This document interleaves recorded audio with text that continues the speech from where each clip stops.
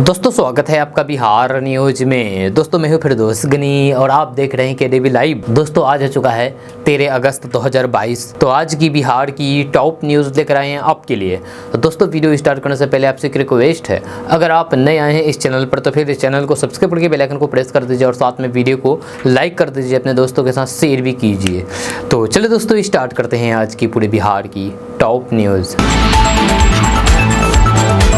तो दोस्तों आज बिहार न्यूज में सबसे पहले बात करते हैं कि सीमांचल, मिथिलांचल, पटना, मगध समेत पूरे बिहार के सभी जिलों के किसानों के लिए अच्छी खबर सामने आ रही है। ताजा रिपोर्ट्स के मुताबिक बिहार में अगर किसी किसान की फसल खराब हो जाती है तो फिर उसे फसल सहायता योजना के तहत सरकार के द्वारा 10,000 रुपए की मदद दी जाएगी। जी हाँ, खबर के अनुसार नीतीश सरकार ने सभी जिलों के किसानों से इसके लिए ऑनलाइन के द्वारा आवेदन मांगे हैं। बिहार के वैसे किसान जो खरीफ फसल की खेती कर रहे हैं वे ऑनलाइन के द्वारा आवेदन कर सकते हैं। आवेदन की प्रक्रिया शुरू हो चुकी है। आपको बता दूं कि बिहार फसल सहायता योजना के तहत नीतीश सरकार सभी जिलों के किसानों को फसल के नुकसान होने पर 7500 रुपए से 10,000 रुपए तक की आर्थिक सहायता दे रही है। इस योजना के तहत रैयत और गैर रैयत दोनों तरह के किसान आवेदन कर सकते हैं। जारी नोटिफिकेशन के अनुसार इस योजना का लाभ उठाने के लिए किसान 31 अक्टूबर तक ऑनलाइन के द्वारा आवेदन कर सकते हैं। किसान आवेदन के लिए कृषि विभाग की वेबसाइट www.dbtagriculture.bihar.gov.in पर विजिट करें। दोस्तों बात करते हैं कि 15 अगस्त को देश आज़ादी का 75वां साल अमृत महोत्सव के रूप में मनाने जा रहा है। इस मौके पर कश्मीर की वादियों में बिहार के मुजफ्फरपुर से बना हुआ तिरंगा झंडा लहराया जाएगा। दरअसल खादी ग्रामोद्योग संघ ने 7,500 तिरंगे झंडे को जम्मू कश्मीर भेजा गया है। स्वतंत्रता दिवस पर पूरे जम्मू, श्रीनगर, अनंतनगर, पुलवामा, सांबा, पहलगाम सहित कश्मीर की तमाम वादियों में यहाँ के बने तिरंगे फहराएंगे। खादी ग्रामोद्योग संघ को 7500 तिरंगे झंडे का ऑर्डर दिया गया था, जिसे तैयार करने के बाद यहाँ से भेज दिया गया है।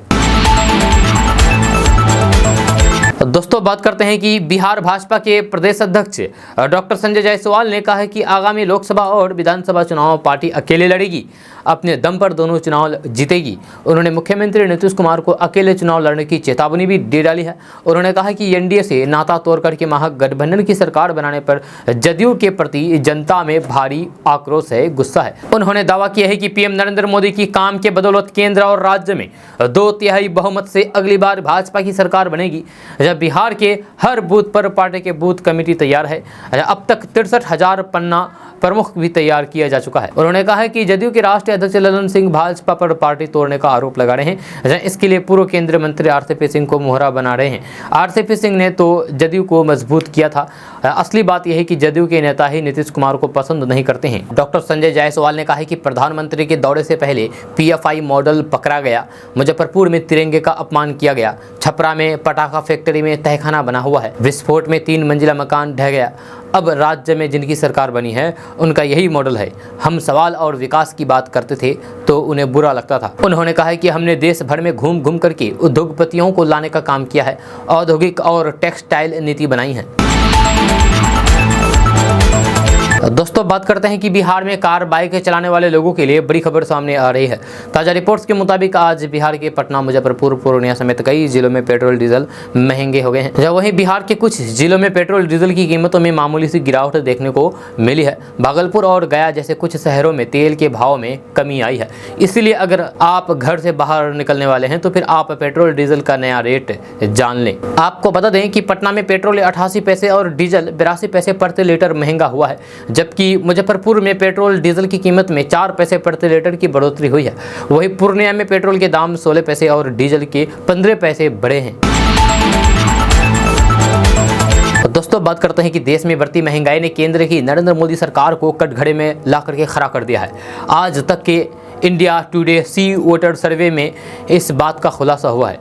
वहीं इस सर्वे में देश के ऑल टाइम टॉप 5 प्रधानमंत्रियों को लेकर के भी जनता की राय भी ली गई है, जिसमें पीएम नरेंद्र मोदी 44.5% वोटों के साथ शीर्ष पर रहे हैं। वहीं इस सर्वे में मोदी सरकार के टॉप 5 मंत्रियों को लेकर भी जनता की राय ली गई है, जिसमें मोदी सरकार के मंत्रियों में नितिन गडकरी को शीर्ष नंबर 1 स्थान मिला है। मोदी सरकार में देश की जनता किन मंत्रियों को सबसे ज़्यादा बेहतर मान रही है, इस बात का खुलासा भी इंडिया टुडे सी वोटर सर्वे में हुआ है। इस सर्वे में पता चला है कि मोदी सरकार में केंद्र सड़क परिवहन और राजमार्ग मंत्रालय के मंत्री नितिन गडकरी 22% वोटों के साथ इस सर्वे में शीर्ष पर हैं, यानी कि नंबर 1 पर हैं। मोदी सरकार के मंत्रालय में इस सर्वे ने नितिन गडकरी को सर्वोच्च स्थान दिया है, जबकि दूसरे स्थान की बात करें तो केंद्रीय रक्षा मंत्री राजनाथ सिंह इस लिस्ट में 20% वोटों के साथ दूसरे नंबर पर है। राजनाथ सिंह ने रक्षा मंत्रालय का नेतृत्व करते हुए देश के लिए कई उपयोगी हथियारों की खरीद की और भारतीय सेना की ताकत को काफ़ी आगे बढ़ाया। वहीं मोदी सरकार के मंत्रालय में तीसरे नंबर पर 17% वोटों के साथ गृह मंत्री अमित शाह है। अमित शाह ने गृह मंत्रालय की जिम्मेदारी संभालने के बाद से देश के लिए कई ऐतिहासिक फैसले लिए हैं। अमित शाह के नेतृत्व में केंद्र की मोदी सरकार ने आर्टिकल 370 और 35A राम मंदिर का निर्माण, 3 तलाक जैसे ऐतिहासिक फैसले लिए हैं। इसके अलावा अमित शाह ने अपने कुशल नेतृत्व के बल पर देश में हो रहे चुनाव पर संगठन को आगे ले जाने में अग्रणी भूमिका निभाई है। अमित शाह को बीजेपी का चाणक्य कहा जाता है। जब भारत के विदेश मंत्री एस जयशंकर को इस लिस्ट में चौथे पायदान पर रखा गया है। इस सर्वे में एस जयशंकर को देश की जनता ने 5% वोटों के साथ चौथे नंबर पर जगह दी है। एस जयशंकर मोदी सरकार में साल 2019 के कार्यकाल में शामिल हुए। इसके पहले वे विदेश सचिव थे। दोस्तों बात करते हैं कि बिहार के पटना, बक्सर, पूर्णिया समेत सभी जिलों में रहने वाले लोग घर बैठे ही अपने मोबाइल से स्मार्ट राशन कार्ड डाउनलोड कर सकते हैं।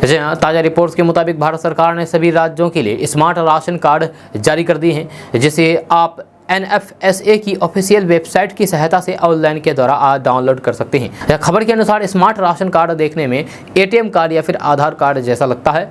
इस कार्ड पर राशन कार्ड का नंबर पर उपभोक्ता का एड्रेस आदि लिखा होगा। जी हाँ, इस कार्ड की सबसे खास बात यह है कि ये ATM की तरह मजबूत होता है। आपको बता दें कि स्मार्ट राशन कार्ड की सहायता से उपभोक्ता आसानी से राशन ले सकते हैं। इससे उनके साथ धोखाधड़ी नहीं होगा और इस कार्ड से ये भी पता लगाया जा सकता है कि आने वाले महीने में कार्ड धारक को कितना अनाज मिलेगा। अगर आप इसके लिए ऑनलाइन आवेदन करना चाहते हैं तो आप www.nfsa.gov.in/portal/ration_card_state_portal_AA वेबसाइट पर जाकर के सबसे पहले अपने राज्य के ऑप्शन पर क्लिक करें। इसके बाद अपनी जानकारी सबमिट करें और फिर स्मार्ट राशन कार्ड डाउनलोड करें।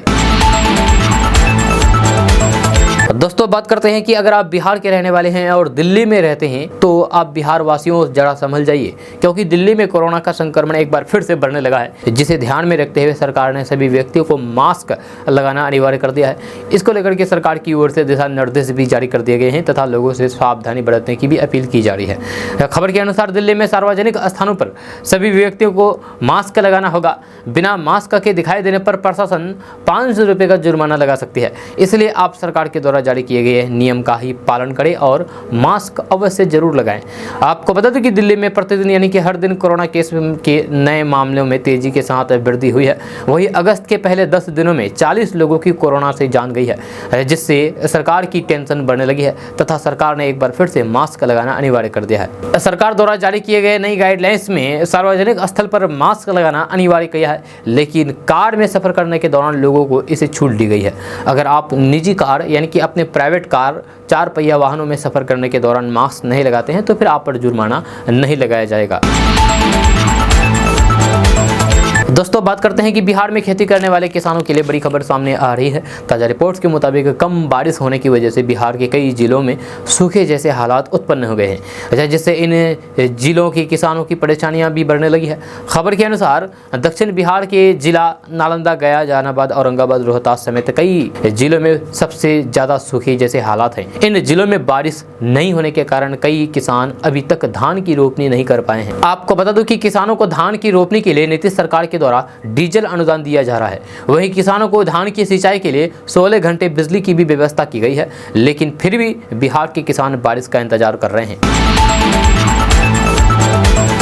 दोस्तों बात करते हैं कि बिहार में रहने वाले लोगों के लिए बड़ी खबर सामने आ रही है। ताज़ा रिपोर्ट्स के मुताबिक आज बिहार के पटना, बक्सर, आरा समेत 13 जिलों में बारिश के साथ ठनका गिरने की आशंका जताई गई है। साथ ही साथ अलर्ट भी जारी कर दिया गया है। मौसम विभाग के अनुसार आज बिहार के पटना, बक्सर, आरा, भभुआ, नवादा, सासाराम, औरंगाबाद, नालंदा, अरवल, जहानाबाद, बिहार शरीफ, बेगूसराय, लखीसराय और शेखपुरा में कुछ स्थान पर वज्रपात होने की आशंका दिखाई दे रही है।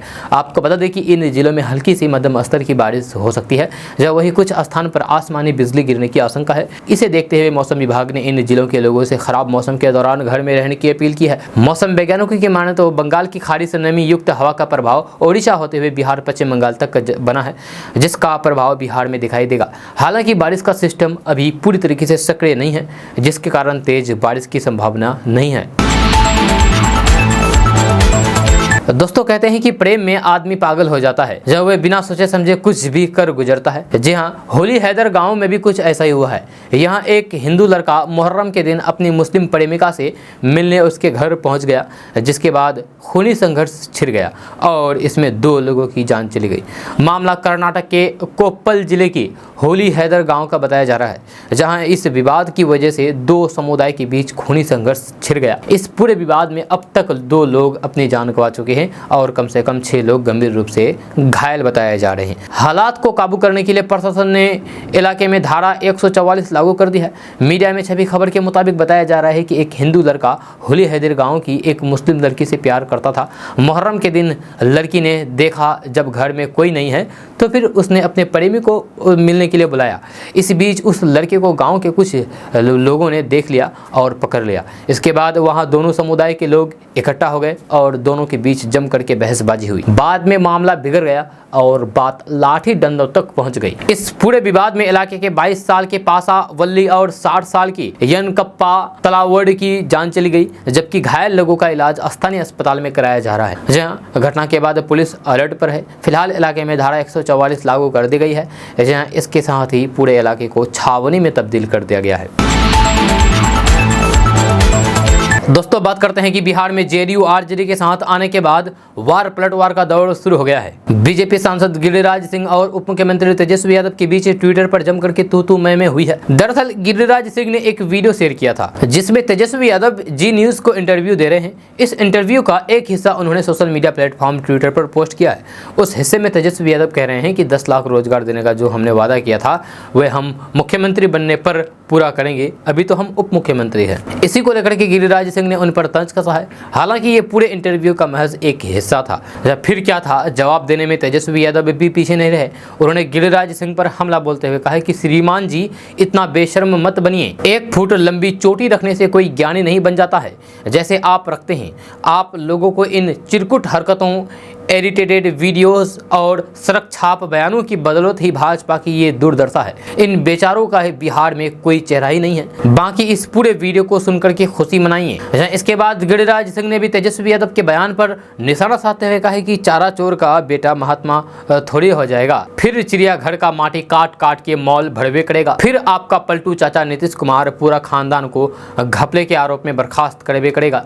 जब बिहार के सेकुलर सरकार के शीर्ष नेता ने हिंदू प्रतीक चिन्ह टीका शिखा पर हमले शुरू कर दिए। आपको बता दूं कि इंटरव्यू में 10 लाख नौकरी पर तेजस्वी यादव ने कुछ बातें कही थी। इंटरव्यू ले रहे पत्रकार ने तेजस्वी यादव से सवाल पूछा है कि सरकार की पहली प्राथमिकता क्या है। तो इस सवाल पर तेजस्वी यादव ने कहा कि पढ़ाई, दवाई, कार्रवाई हमारी पहली प्राथमिकता है। मुख्यमंत्री जो भी योजना चला रहे हैं हमें उसमें और तेजी लाना है। लोगों के साथ न्याय हो, निष्पक्ष सरकार हो, यही हमारी कोशिश है। 10 लाख नौकरियों के सवाल पर तेजस्वी यादव ने कहा कि बेरोजगारी बड़ा मुद्दा है। ये मुद्दा सिर्फ बिहार का नहीं पूरे देश का है। केंद्र सरकार नौकरियां खा गई, कारखाने बंद हो गए, लोगों को कुछ नहीं मिल रहा। तेजस्वी यादव ने कहा कि 10 लाख का जो वादा हमने किया था उसे पूरा करेंगे। तेजस्वी यादव ने कहा कि हमने क्या कहा था कि जब मुख्यमंत्री बनेंगे तब 10 लाख नौकरियां देंगे, अभी तो हम उप मुख्यमंत्री हैं। लेकिन सीएम नीतीश कुमार ने हमसे चर्चा की है, वह इसको लेकर के गंभीर है। उन्होंने ज़्यादा से ज़्यादा नौकरी देने के लिए अधिकारियों को निर्देश दिया है। तेजस्वी यादव ने कहा कि ये हम कोशिश करेंगे कि बिहार में भी निवेश आए, कारखाने खुले, अच्छा माहौल हो ताकि ज़्यादा से ज़्यादा लोगों को रोजगार मिले। उन्होंने कहा कि बिहार में अच्छी संभावना है। दोस्तों बात करते हैं कि कॉमेडियन राजू श्रीवास्तव को दिल का दौरा पड़ने के 2 दिन बाद भी उनकी हालात नाजुक बनी हुई है। जब पारिवारिक सूत्रों के मुताबिक प्रधानमंत्री नरेंद्र मोदी ने राजू श्रीवास्तव की पत्नी शिखा को फ़ोन करके उनकी सेहत के बारे में जानकारी ली और सहयोग की पेशकश की। राजू श्रीवास्तव अभी भी वेंटिलेटर पर है और उनकी हालात में अभी तक सुधार नहीं हुआ है। जी हाँ, उनका इलाज दिल्ली के एम्स अस्पताल में वरिष्ठ डॉक्टरों की देखरेख में चल रही है। 46 घंटे से राजू श्रीवास्तव को होश नहीं आया है। राजू श्रीवास्तव को पिछले 46 घंटे से होश नहीं आया है और डॉक्टरों ने कहा है कि उन्हें ब्रेन डैमेज हुआ है। 58 साल के stand up comedian Raju Srivastava को बुधवार को अस्पताल में भर्ती कराया गया था, जहां उनकी एंजियोप्लास्टी हुई है। अब दोस्तों बात करते हैं कि बिहार के कलाकार आज़ादी के अमृत महोत्सव के तहत देश की आज़ादी में महत्वपूर्ण भूमिका निभाने वाले शख्सियतों को कला के माध्यम से याद करेंगे। हर घर तिरंगा अभियान के तहत पूर्वी क्षेत्र सांस्कृतिक केंद्र कोलकाता बिहार के 9 जिलों के 11 स्थलों पर विस्तृत कार्यक्रम आयोजित करने जा रहे हैं, जहाँ स्थानीय जिला प्रशासन और जिला शिक्षा कार्यालय के सहयोग से ये कार्यक्रम 13 से 15 अगस्त तक 9 जिलों यानी कि पटना, भोजपुर, पूर्णिया, सीवान, औरंगाबाद, भागलपुर, सारण, पूर्वी चंपारण और कटिहार जिला में आयोजित किए जाएंगे। दोस्तों बात करते हैं कि हर घर तिरंगा अभियान के तहत पूरे देश भर में 20 करोड़ तिरंगा झंडा फहराने का लक्ष्य रखा गया है। इसके लिए सरकार ने तिरंगा झंडा फहराने के नियमों में भी कई अहम बदलाव किए हैं। अब रात में भी झंडा फहराया जा सकता है। इसके अलावा मशीन से बने और पॉलिएस्टर से बने झंडे को भी लोग फहरा सकेंगे। आपको बता दूं कि संशोधन के पहले केवल सूर्योदय से सूर्यास्त तक केवल हाथ से बना हुआ या फिर काटा हुआ ऊन, कपास या फिर रेशमी खादी से बना हुआ झंडा ही फहराया जा सकता था। यह सरकार द्वारा तिरंगा फहराने के लिए कुछ नियम बनाए गए हैं। ऐसे में अगर आप तिरंगा फहराने जा रहे हैं तो फिर इन नियमों को जानना बेहद जरूरी है, क्योंकि अगर तिरंगे को फहराने में इन नियमों की उल्लंघन हुआ तो फिर उसे तिरंगे का अपमान माना जाएगा। सांस्कृतिक मंत्रालय द्वारा दी गई जानकारी के अनुसार राष्ट्रीय ध्वज फहराते समय हमेशा इन बातों का ध्यान रखना चाहिए। आपको बता दूं कि तिरंगा फहराते समय हमेशा ये ध्यान रखना चाहिए कि केसरिया रंग का हिस्सा ऊपर हो और हरे रंग वाला हिस्सा नीचे हो। झंडा कटा फटा, गंदा, अव्यवस्थित नहीं होना चाहिए। राष्ट्रीय ध्वज झंडे को किसी भी व्यक्ति या फिर वस्तु की सलामी में नहीं झुकना चाहिए। राष्ट्रीय ध्वज के साथ कोई अन्य ध्वज या फिर ध्वज पट उससे ऊंचा या फिर उसके बराबर नहीं लहराया जाएगा और ना ही ध्वजारोहण के दौरान कोई फूल या फिर माला या फिर प्रतीक सहित कोई वस्तु जिसे राष्ट्रीय ध्वज फहराया जाता है ऊपर रखी जाएगी। जहाँ उत्साह, थाली आदि में या फिर किसी अन्य तरीके से सजावट के लिए तिरंगा का इस्तेमाल नहीं किया जाएगा।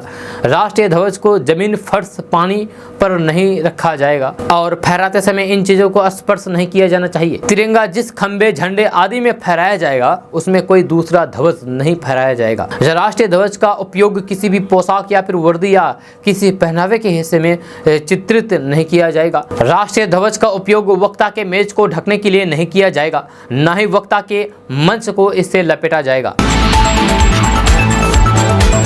दोस्तों बात करते हैं कि झारखंड बीजेपी ने बिहार के डिप्टी सीएम तेजस्वी यादव की उस घोषणा पर चुटकी ली है जिसमें उन्होंने बिहार के 10 लाख युवाओं को सरकारी नौकरी देने की बात कही है। झारखंड बीजेपी के प्रवक्ता प्रतुल सहदेव ने अनोखे तरीके से तेजस्वी यादव को विधानसभा चुनाव में बिहार के युवाओं से किए गए 10 लाख रोजगार के उनके वादे की याद दिलाई है। प्रतुल सहदेव ने बिहार के डिप्टी सीएम तेजस्वी यादव को एक पेन कुरियर किया है और वादा पूरा करने की अपील की है। प्रतुल ने कहा है कि तेजस्वी जी, आप पलटू चाचा के साथ मैंडेट हाईजैक करके पिछले दरवाजे से सत्ता में आए हैं, फिर भी बड़ा दिल दिखाते हुए आपको डिप्टी सीएम बनाने पर बधाई देता हूं। प्रतुल सहदेव यहीं पर नहीं रुके, उन्होंने कहा है कि आपको विधानसभा चुनाव में बिहार के 10 लाख युवाओं को रोजगार देने के लिए किए गए वादे की आपको याद दिलाता हूं। प्रतुल सहदेव ने आगे कहा है कि आपने पहले दस्तखत से 10 लाख रोजगार देने का वादा किया है, अब तो आपके पास कोई बहाना भी नहीं बचता है। आप बाद में ये ना कह दे कि पेन लाना भूल गए, इसलिए हमने आपके लिए एक पेन खरीदा है।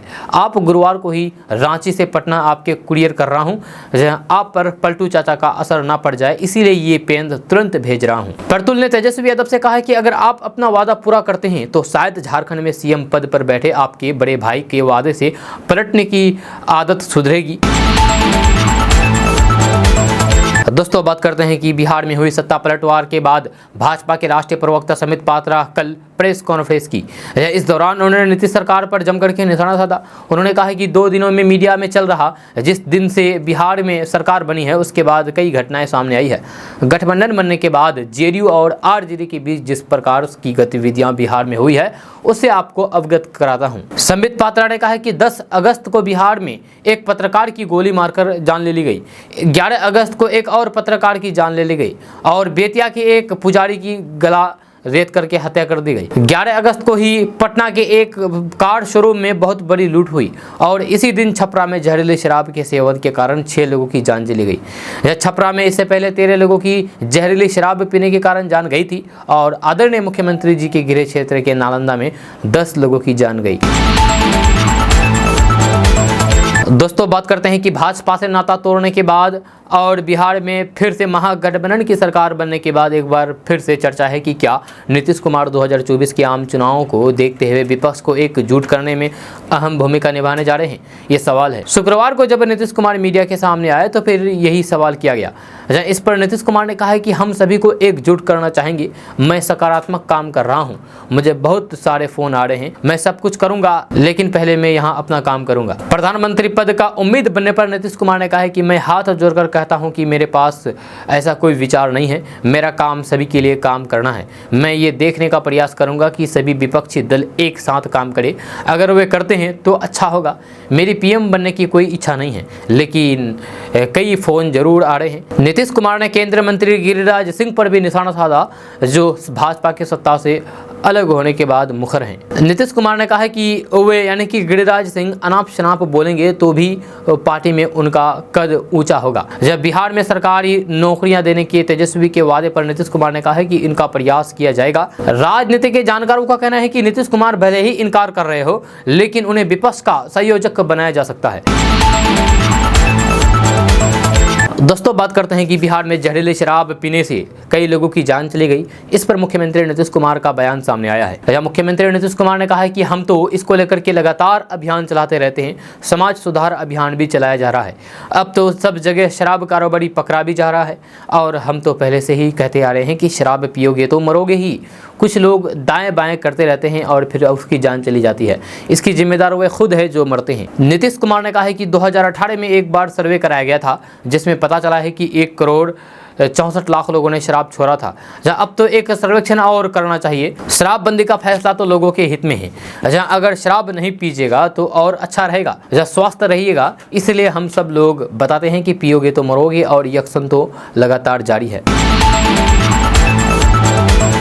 दोस्तों बात करते हैं कि बिहार के अलग अलग जिलों से आए एसटीटी अभ्यर्थियों ने पटना की चितकोहरा मोड़ से राजभवन मार्च किया। इस दौरान अभ्यर्थियों ने सरकार पर आरोप लगाते हुए बताया है कि साल 2019 में एसटीटी परीक्षा में पास होने के बावजूद भी 30,675 अभ्यर्थियों का चयन नहीं किया गया है। लगातार अभ्यर्थियों ने इस विषय को लेकर के शिक्षा विभाग के मंत्री सहित कई आला अधिकारियों की से मांग की है लेकिन उसका कुछ फायदा नहीं हुआ है। वहीं कुछ वक्त पहले डिप्टी सीएम तेजस्वी यादव को याद दिलाते हुए कहा गया है कि उन्होंने हमसे मिलकर हमें सरकार से नौकरी देने का वादा किया था। अब इस वादे को याद दिलाने के लिए एसटीटी मेरिट में शामिल अभ्यर्थी राजभवन मार्च करने पहुंच गए हैं। अभ्यर्थियों ने बताया है कि बीते 1.5 सालों में कई गुहार लगाई फिर भी अब तक कोई भी परिणाम हासिल नहीं हुआ है। अभ्यर्थियों का कहना था कि सरकार के कई विभागों में पद खाली हैं। वहीं एसटीटी अभ्यर्थियों के मेरिट लिस्ट में शामिल होने के बाद भी ये बेरोजगार का आलम झेलने को मजबूर है। इस मार्च के जरिए अभ्यर्थी सरकार का ध्यान अपनी ओर आकर्षित करना चाहते हैं। दोस्तों बात करते हैं कि बिहार में रक्षाबंधन उत्सव के दिन ही सिवान के दक्षिणांचल क्षेत्र के आसाव थाना क्षेत्र से दिल दहला देने वाली खबर सामने आई है। झरी नदी में डूबने से एक परिवार के ही 5 लोगों की जान चली गई जिससे पूरे गांव में कोहराम मच गया है। यह घटना आसाव थाना क्षेत्र के कनपाकर गांव की है। कनपाकर गांव निवासी असरफी शाह की मां का गुरुवार को देहांत हो गया था, जिनका आज प्रथम कर्म करने के लिए नहाने के लिए घर के सभी लोग झरनी नदी पर गए हुए थे। जहां नहाने के क्रम में पैर फिसलने से एक व्यक्ति डूब रहा था। जहां उसको बचाने के क्रम में 5 व्यक्ति डूब गए और 5 व्यक्ति की जान चली गई। सभी मृतक एक ही परिवार के बताए जा रहे हैं, यानी कि एक ही परिवार के 5 लोगों की नदी में डूबने से जान चली गई। इस दिल दहला देने वाली घटना की सूचना मिलते ही आसाव गाँव थाना क्षेत्र की पुलिस मौके पर पहुंची और फिर ग्रामीणों की मदद से सभी सबको नदी से बाहर निकाला गया। सभी सभी शव को कब्जे में लेकर के पोस्टमार्टम के लिए सिवान सदर अस्पताल भेज दिया गया। वही घटना के बाद पूरे गाँव में कोहराम मचा है। परिवार वालों का रो रो करके बुरा हाल है। अब दोस्तों बात करते हैं कि बिहार विधानसभा चुनाव के दौरान तेजस्वी यादव ने बेरोजगारी के मुद्दे को जमकर के भुनाया था। जहां ऐसे में बिहार के युवाओं में भी खूब उम्मीद जगी थी। हालांकि उस समय वे सत्ता तक पहुंच नहीं सके थे, लेकिन अब जैसे ही वे बिहार के उप मुख्यमंत्री बने हैं तो विपक्ष ने उन्हें और उनकी सरकार को 10 लाख नौकरियों को लेकर के घेर लिया है। जहाँ इतना ही नहीं, अब नीतीश कुमार से भी इसको लेकर के सवाल पूछे जा रहे हैं। जब बिहार के सीएम नीतीश कुमार ने डिप्टी सीएम तेजस्वी यादव के 10 लाख के वादे के बारे में पूछे जाने पर कहा है कि ये सही है, हम कोशिश कर रहे हैं और हम अपनी पूरी कोशिश करेंगे। उन्होंने जो कहा है वह सही है, इसके लिए हम सभी प्रयास किए जाएंगे। नीतीश कुमार ने आगे कहा है कि हम चाहते हैं कि लोगों को अधिक से अधिक रोजगार मिले। जब पहले भी जितने वादे किए गए थे वे सब पूरे किए गए हैं। आगे भी बिहार की जनता के लिए काम किया जाएगा। आपको बता दूं कि इससे पहले तेजस्वी यादव ने एक न्यूज चैनल से हुई खास बातचीत में कहा था कि 10 लाख नौकरियों को लेकर के उनकी मुख्यमंत्री नीतीश कुमार से बातचीत हुई है। इसे काफी गंभीरता से लिया जा रहा है। जहां दरअसल आरजेडी नेता तेजस्वी यादव ने 2020 की चुनावी रैलियों में 10 लाख युवाओं को नौकरी देने का ऐलान किया था। उन्होंने इसको लेकर के ट्वीट भी किया था। तेजस्वी यादव ने ट्वीट करते हुए कहा था कि बिहार में 4,50,000 रिक्तियां पहले से ही है। जहां शिक्षा विभाग, गृह विभाग सहित अन्य विभागों में राष्ट्रीय औसत के मानकों के हिसाब से बिहार में अभी 5,50,000 नियुक्तियों की अत्यंत आवश्यकता है। तो दोस्तों बात करते हैं कि बिहार में महागठबंधन की सरकार बनते ही कांग्रेस विधायकों में मंत्री बनने की होड़ लगी हुई है। जब कांग्रेस कोटे से 4 मंत्री पद मिलना है, लेकिन पार्टी के अंदर सभी विधायक मंत्री बनने के लिए बेचैन है। इधर कांग्रेस के बिहार प्रभारी भक्तचरण दास ने पार्टी के भीतर मंत्री पद को लेकर के मचे घमासान पर चुप्पी साध लिया। हालांकि ये भी तय है कि अंतिम फैसला आला कमान को ही करना है, जिसकी वजह से कांग्रेस के विधायकों में खलबली मची हुई है। इसी बीच राजा पाकड़ की कांग्रेस विधायक प्रतिमा दास ने भी अपनी दावेदारी पेश कर दी है। जब प्रतिमा दास ने कहा है कि बिहार प्रभारी भक्तचरण दास के सामने अपनी मांग रखी है। राजा पाकड़ की विधायक प्रतिमा दास जो कि सुरक्षा सीट से आती है। जब प्रतिमा दास का कहना है कि महागठबंधन की मुख्यमंत्री नीतीश कुमार महिलाओं को हर क्षेत्र में आरक्षण देते हैं, लेकिन कांग्रेस में महिलाओं की अनदेखी की जा रही है। प्रतिमा दास का कहना है कि कांग्रेस कोटे से उन्हें मंत्री बनाया जाना चाहिए, क्योंकि वे महिला है और मंत्री पद की एक सीट महिला को मिलनी चाहिए। प्रतिमा दास ने कहा है कि मंत्री पद की मांग करने वालों में से 3 लोग पहले से ही किसी न किसी पद पर हैं। इसके बावजूद भी वे लोग भी मंत्री पद की दावेदारी पेश कर रहे हैं। जबकि पार्टी के सिद्धांत की बात करें तो फिर एक पद पर एक व्यक्ति के रहने की नियम है। दोस्तों बात करते हैं कि बीजेपी से नाता तोड़ करके नीतीश कुमार ने एक बार फिर से लालू प्रसाद यादव की पार्टी आरजेडी के साथ मिलकर के बिहार में महागठबंधन की सरकार बनाई है, जिसके बाद बीजेपी नेताओं का हमला जारी है। बीजेपी के नेताओं द्वारा खुद पर लगाए जा रहे आरोपों के साथ साथ कई मुद्दों पर सीएम नीतीश कुमार ने प्रतिक्रिया दी है। नीतीश कुमार ने कहा है कि जो लोग मुझ पर कुछ आरोप लगाए हैं और बकवास करेंगे, उन्हें उनकी पार्टी में कुछ लाभ मिलेगा। वही मंत्रिमंडल विस्तार पर सीएम नीतीश कुमार ने कहा है कि जल्द से जल्द गठन हो जाएगा और 15 अगस्त के बाद निश्चित तौर पर हो जाएगा। बीजेपी के हमले पर सीएम नीतीश कुमार ने कहा है कि जो लोग मुझ पर कुछ आरोप लगाएंगे और बकवास करेंगे तो उन्हें उनकी पार्टी में कुछ लाभ मिलेगा। जिन लोगों को उनकी पार्टी ने पूरी तरीके से नज़रअंदाज कर दिया है, अगर वे मेरे खिलाफ बोल रहे हैं तो अच्छा है ना कि वे बोलते हैं ताकि उन्हें कुछ मिल जाए। सीएम नीतीश कुमार ने कहा है कि कोई आरोप लगाएगा, कुछ अनसंट बोलेंगे तो फिर उसको पार्टी में कुछ फायदा होगा। दोस्तों बात करते हैं कि राजधानी पटना समेत बिहार के सभी अलग अलग हिस्सों में 2 दिनों से मौसम खुशगवार बना हुआ है। जहाँ सूरज के साथ बादलों की अटखेलियाँ और फिर तेज बहती हवा ने लोगों को उमस भरी गर्मी से राहत दी है। जहाँ कभी कभार बूंदाबांदी भी हो रही है। अगले 4 दिनों तक मौसम का मिजाज कुछ ऐसा ही रहने की उम्मीद है। करीब 20 से 25 किलोमीटर की रफ्तार से हवा का प्रभाव हो रहा है। हालांकि मौसम विभाग ने वज्रपात की संभावना जताते हुए लोगों से सावधानी बरतने की भी अपील की है। कल सुबह से ही पटना का मौसम सुहाना बना हुआ रहा। जब मौसम विज्ञान केंद्र की ओर से अगले 4 दिनों तक पटना समेत पूरे बिहार में आंधी पानी के आसार हैं। जहां इस दौरान हवा की गति 20 से 30 किलोमीटर प्रति घंटा रहेगी। जहां साथ ही बिहार में मेघ गर्जन और वज्रपात का पूर्वानुमान है। वज्रपात और मेघ गर्जन को लेकर के मौसम विज्ञान केंद्र की ओर से अलर्ट जारी किया गया है। दोस्तों बात करते हैं कि भले ही देश में बेरोजगारी और महंगाई जैसे मुद्दों को लेकर के विपक्ष सरकार पर हमलावर हैं, लेकिन आज भी देश का मूड पीएम नरेंद्र मोदी के साथ है। देश के प्रधानमंत्री के चेहरे के लिए हुए सर्वे में एक बार फिर से नरेंद्र मोदी सबसे बड़ी पसंद है। 53% लोग एक बार फिर से पीएम नरेंद्र मोदी को ही देश का पीएम बनते देखना चाहते हैं। इंडिया टुडे और सी वोटर की ओर से किए गए सर्वे में ये बात सामने आई है। सर्वे में 53% लोगों ने पीएम मोदी को अपनी पसंद बताया, तो फिर कांग्रेस के राहुल गांधी को 9% लोग ही पीएम देखना चाहते हैं। तीसरे नंबर पर अरविंद केजरीवाल है, जिन्हें 7% लोगों ने अपनी पसंद बताया है। यह सर्वे के नतीजे से साफ है कि नरेंद्र मोदी का जादू अब भी देश पर कायम है और वह 2024 के लोकसभा चुनाव में भी भाजपा के नेतृत्व वाले एनडीए को बहुमत के आंकड़े तक ले जाने में सक्षम है। यही नहीं, सर्वे में शामिल 25% लोगों ने माना है कि केंद्र सरकार की बड़ी उपलब्धि की उसने कोरोना का अच्छे से मैनेजमेंट किया है। इसके अलावा 14% लोगों ने आर्टिकल 370 के खात्मे को एनडीए सरकार की उपलब्धि माना है। 8% लोग ऐसे हैं जो विश्वासनाथ कॉरिडोर और राम मंदिर को भी मोदी सरकार की उपलब्धि माना है। दोस्तों बात करते हैं कि बिहार में दक्षिणी पश्चिमी मानसून और बारिश को लेकर के भारतीय मौसम विभाग ने ताजा अपडेट जारी किया है। मौसम विभाग के अनुसार बिहार के कई इलाकों में हल्की फुल्की बारिश होने की संभावना बनी हुई है। मानसून के दौरान पूरे देश में धान की खेती की जाती है। यह धान की खेती बारिश पर निर्भर करती है, लेकिन इस बार बिहार में अच्छी बारिश नहीं होने के कारण धान की खेती पर काफ़ी ज़्यादा असर पड़ रहा है। धान की रोपाई के लिए पर्याप्त मात्रा में पानी नहीं मिल रहा है। जब बारिश नहीं होने के कारण खेती पर काफ़ी ज़्यादा असर पड़ रहा है।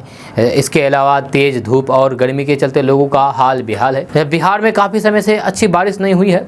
हालांकि बीते 2 दिनों से बादल छाए हुए हैं और ठंडी ठंडी हवाएं चल रही है, जिसके कारण गर्मी से राहत मिली है।